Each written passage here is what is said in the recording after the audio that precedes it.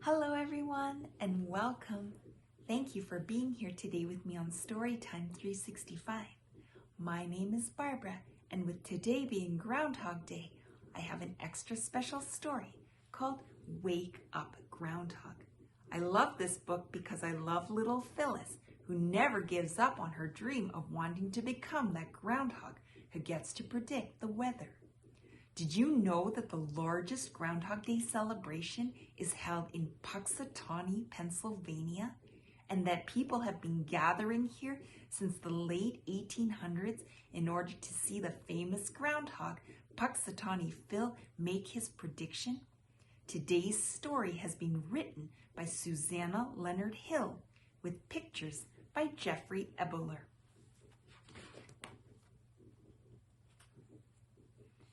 Phyllis was not like the other groundhogs. She liked to get up in February instead of in March. She liked to be outdoors instead of indoors. When spring rain soaked the earth and everyone else huddled in the burrow, Phyllis splashed in puddles. "You're sopping wet," her mother scolded.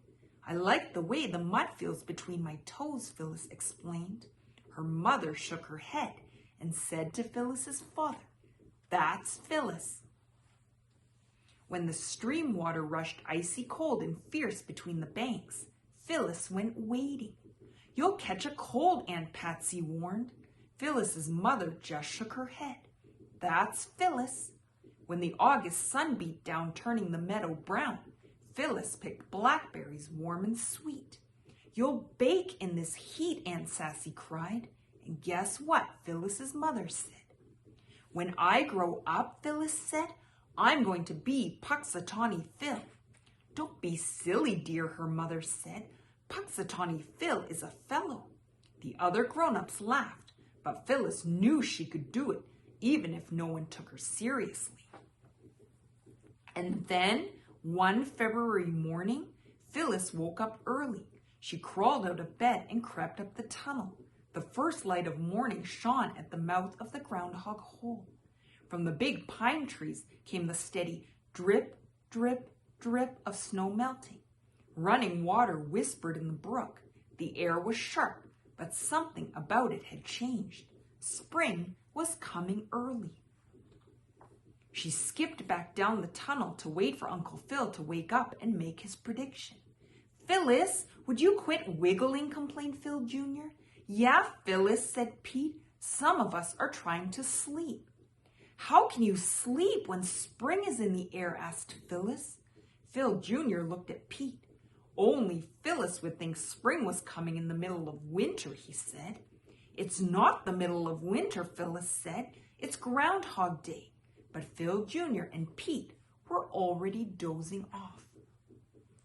Pretty soon Aunt Sassy got up and tried to wake Uncle Phil. She shook him and tugged his whiskers. She shouted in his ear. Everyone else in the burrow woke up, but Uncle Phil kept right on snoring. "What's all the ruckus?" asked old Grandfather Groundhog. "It's Groundhog Day," said Aunt Sassy, "and Phil's still asleep. I'm afraid he's getting too old for the job." "I'll do it," Phyllis said eagerly. Everyone laughed. "Punxsutawney Phil has never been a girl," said Pete. "And never will be," Phil Jr. taunted. "Nobody's going to get the job until Phil gives it up," said Aunt Sassy. "Now, how are we going to wake him?" "Dump snow on him," Phyllis suggested. "Good idea," said Aunt Sassy. It worked. Uncle Phil grumbled. "It's time to get up," said Aunt Sassy. "It's Groundhog Day." "I'm sleepy," complained Uncle Phil. "If you're too tired," said Phyllis, "I'd be happy to do the job for you." "Harumph," replied Uncle Phil. "Not just anyone can be Punxsutawney Phil." "I'm not just anyone," said Phyllis. "Is your name Phil?" asked Uncle Phil. "No," Phyllis admitted. "But Punxsutawney Phil's real name isn't always Phil." "Yes, well," grumbled Uncle Phil, "but were you born on Groundhog Day?" "I was born the day after," Phyllis said. "Not good enough," said Uncle Phil. "Besides, You are a girl. When the time comes, one of those young fellows will fit the ticket. Phil Jr. and Pete smirked. They can't even feel that spring is in the air, Phyllis said scornfully. We have never had an early spring, said Uncle Phil. In all my years as Punxsutawney Phil, it's never happened once. It's going to happen this year, Phyllis said stubbornly. Aunt Patsy chuckled. That's Phyllis, she said. Phyllis wished people would stop saying that. Phyllis, come up with me and see what the world looks like in February, said Uncle Phil. Then you'll know that I'm right. Phyllis couldn't believe her luck. They walked up the long tunnel and emerged into the light. Uncle Phil sat up on his hind legs and sniffed the air. Just as I thought, he said. 6 more weeks of winter. Early spring, insisted Phyllis.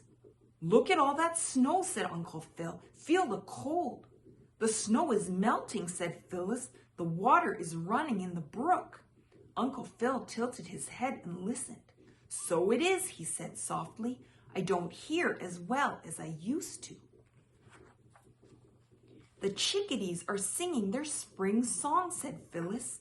I've never heard the chickadees on Groundhog Day, said Uncle Phil. And look, Uncle Phil, no shadows.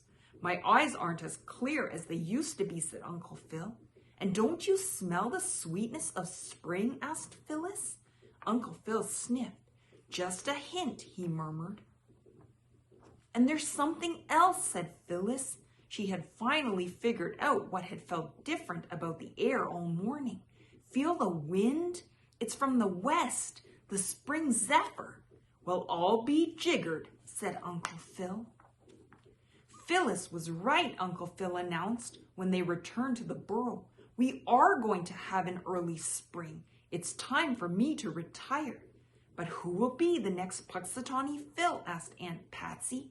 I will, said Phil Jr. No, I will, said Pete. Sorry, boys, said Uncle Phil. You missed the signs too. You can't mean, blustered Phil Jr. Yes, boys, said Uncle Phil. This time, the best Phil for the job is a Phyllis. But what about the rules? Whined Phil Jr. and Pete. If Mother Nature can bend the rules once in a while, said Uncle Phil, we can too. Phyllis heard the water in the brook and the song of the birds. She saw that there was no shadow, and she felt the spring zephyr. That's Phyllis, her mother said proudly.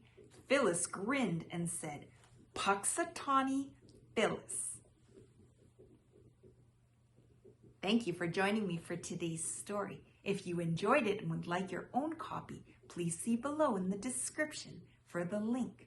Please remember to like and subscribe, and I look forward to seeing you all again soon for another story. Bye!